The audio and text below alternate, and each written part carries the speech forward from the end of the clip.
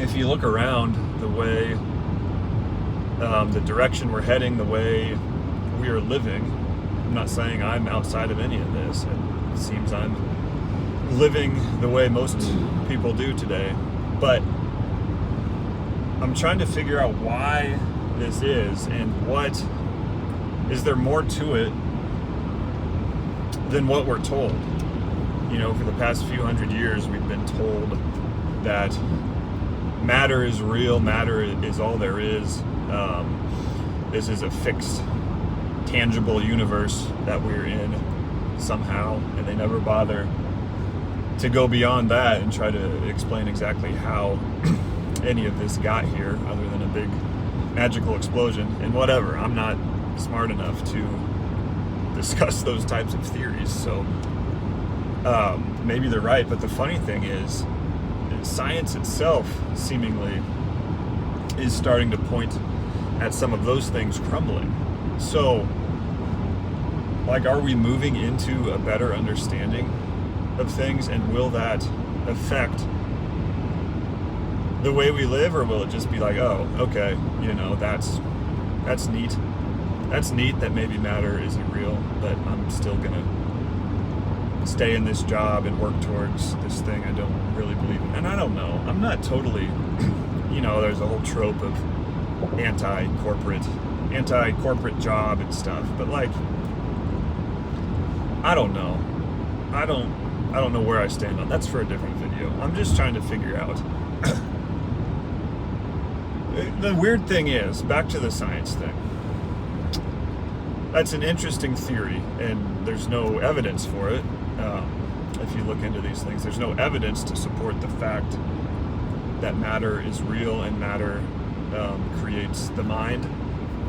Obviously, obviously we can see we have brains that are composed of atoms or whatever, but we don't have any evidence on explaining precisely how these atoms in whatever arrangement are producing experiences. Experience itself, subjective experience. What we are good at, what neuroscience is great at, is creating a map of the brain of what regions are associated with which alterations to experience. And we can poke this part of the brain and someone will report a certain way that affected their experience and things like that. We can take a sledgehammer to the brain and severely alter experience. So we know all that, and we're getting better and better at that. But that's often confused with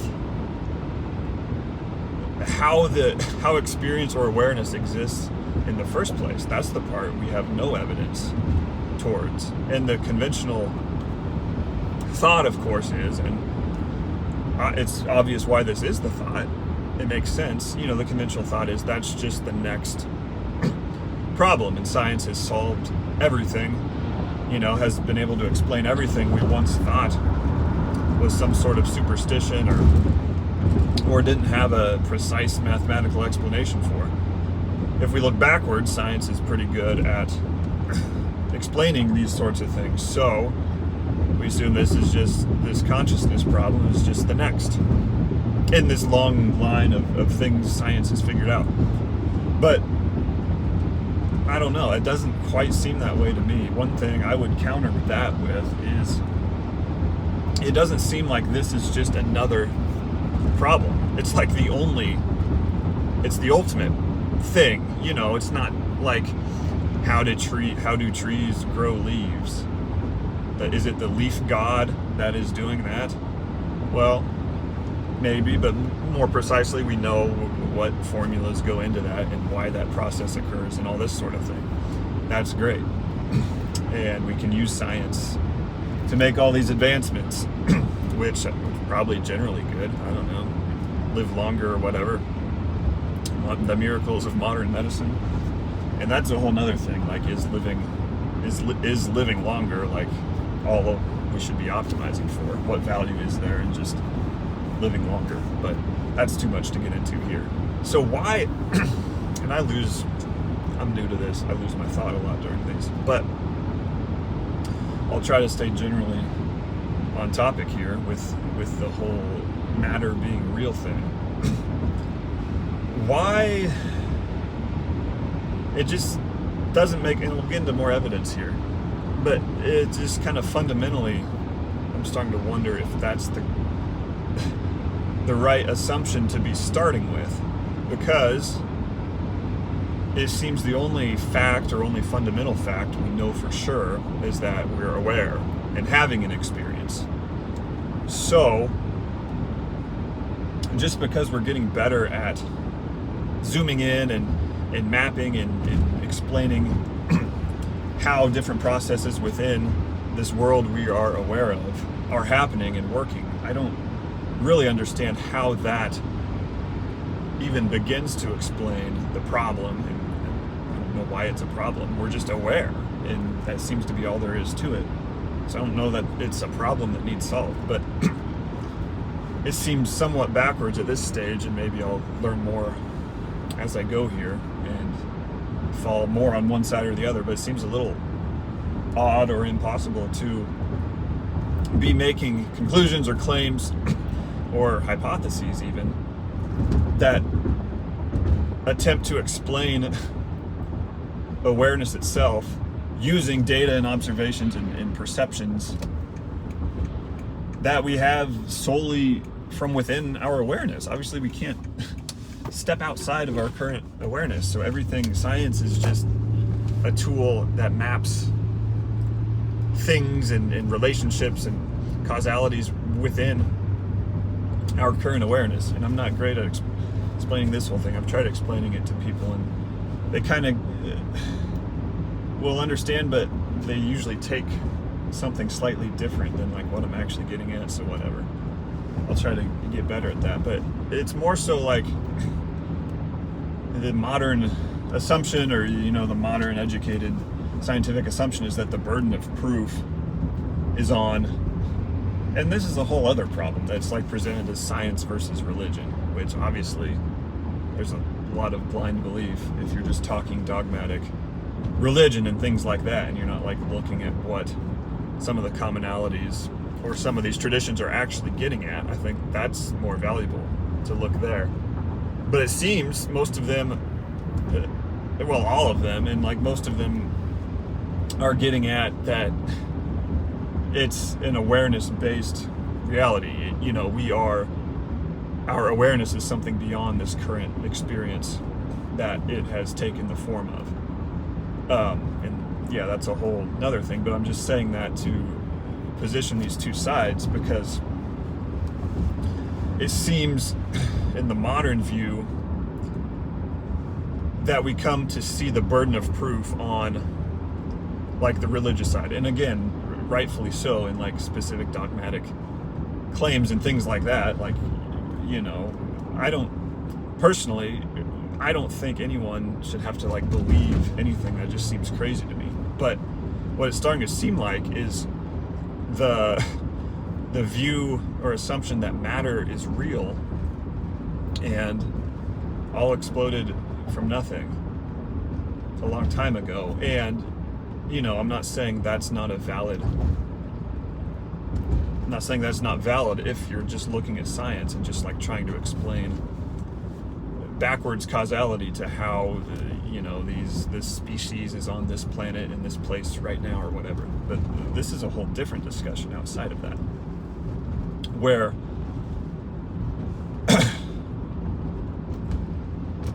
using that as an explanation, I guess, for awareness itself does not make sense to me, and it seems there's more burden of proof on the side that would attempt to explain how atoms are generating experience, because we have no progress or evidence on that front, and it seems like it's the backwards starting point, because all we know for sure is that we are aware and having an experience, and we perceive matter and objects and stuff within that.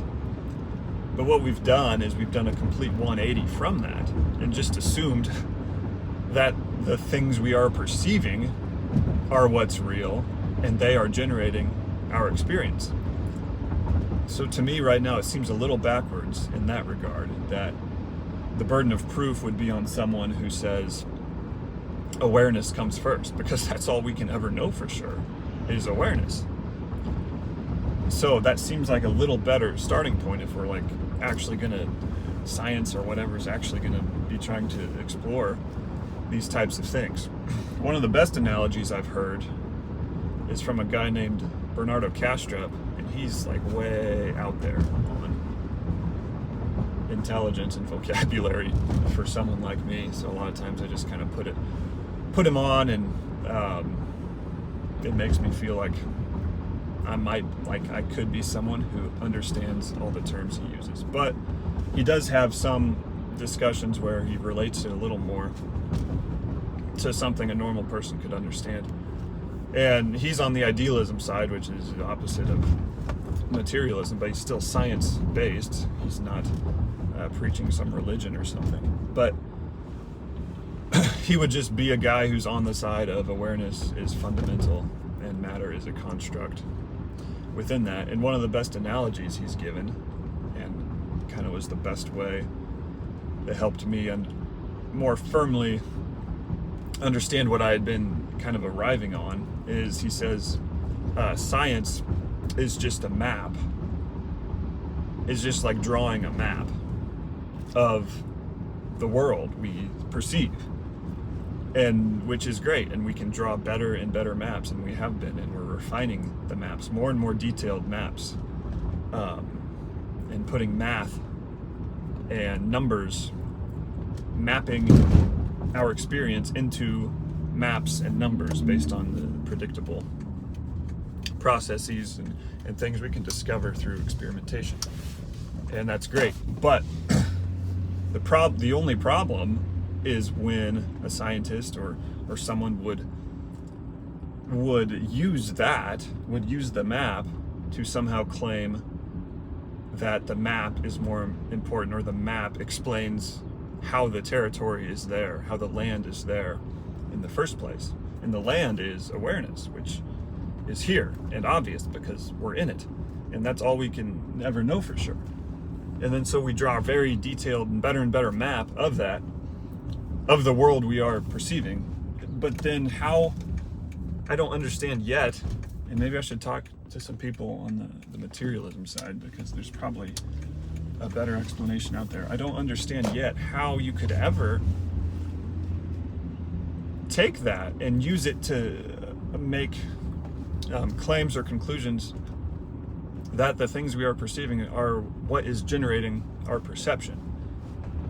Because it seems like that's all a derivative. Like science is always a derivative of the only fundamental thing we know, of our perception, and that we are having an experience. So I'm kind of seeking better metaphors and tools to get my head around that and explain it better, and see if that's even actually, it feels valid now, but maybe I need exposed to more things on other sides of things.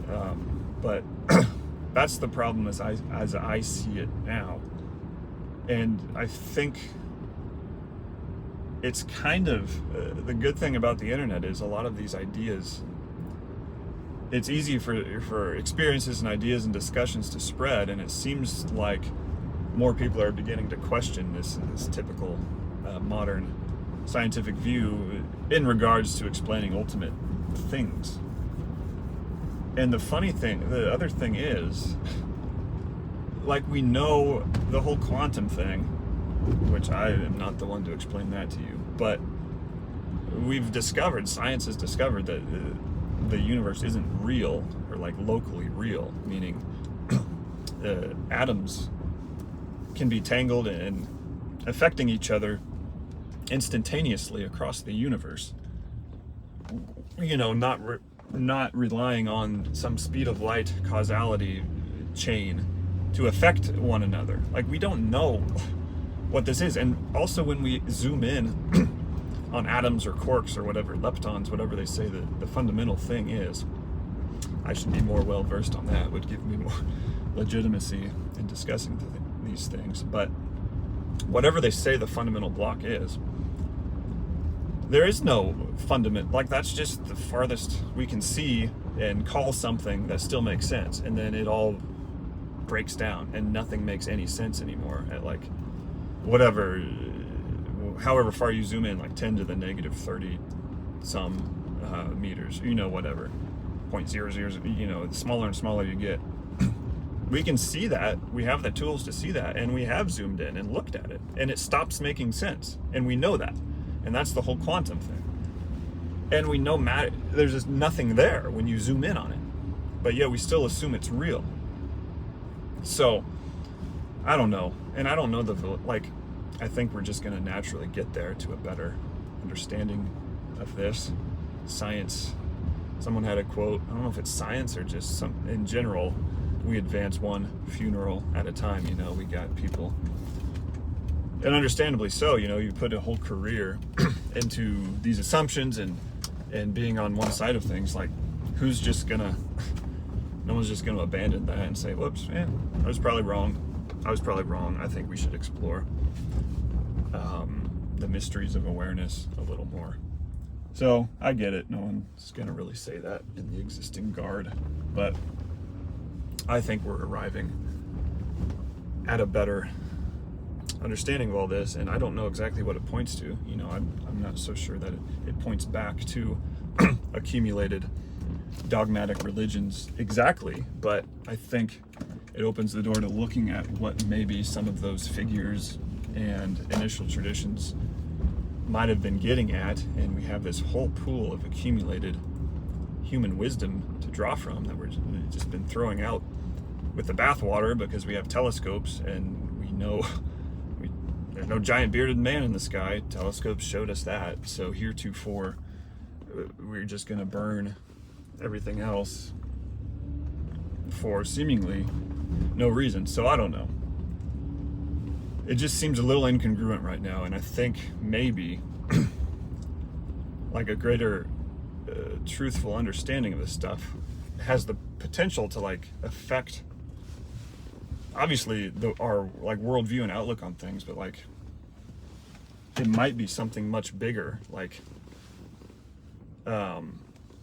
because I think it could start to affect just how we live and actions and motivations and priorities and stuff, even if to a tiny degree, all that can add up. So, all right, what was the title? What are we even doing? What are we up? I don't know. I think we covered it. Good luck.